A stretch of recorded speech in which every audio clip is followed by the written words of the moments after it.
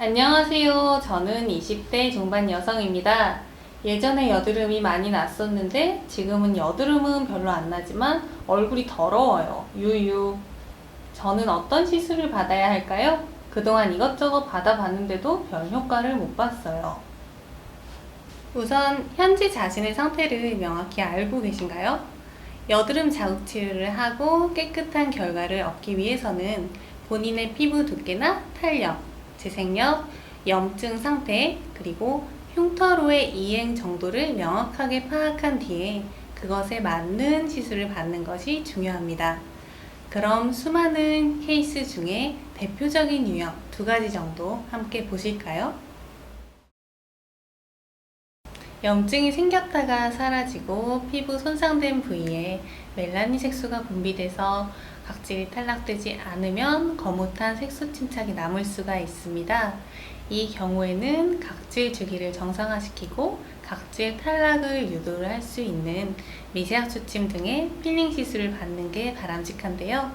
얕은 층에만 색소 침착이 국한된 경우에는 2번에서 4번 정도의 약한 강도의 필링으로도 충분히 좋아질 수가 있고요.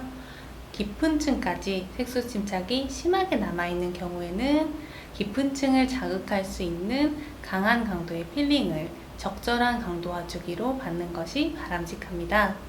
그리고 여드름이 생길 때마다 거뭇한 자국이 남거나 평소에도 조금만 그을려도 피부가 잘 타는 분들은 자외선 차단에 특히 신경 써주시는 게 좋습니다. 2번째로 붉은색 위주의 자국이 남은 케이스입니다.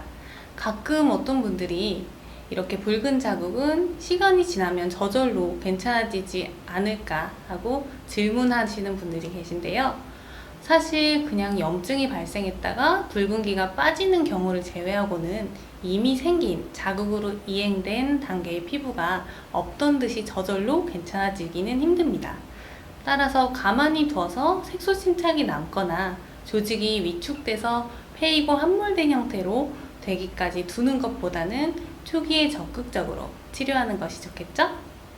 붉은 자국은 염증 이후에 피부 재생력이 떨어지고 조직이 손상되고 혈관이 확장되어 있는 상태라서 이를 보완하고 피부 진피층까지 재생 성분을 투여시킬 수 있으면서 피부 조직과 재생력, 탄력을 회복시킬 수 있는 엠톤이나 MTS 등의 멀티올류법을 활용하는 것이 좋습니다.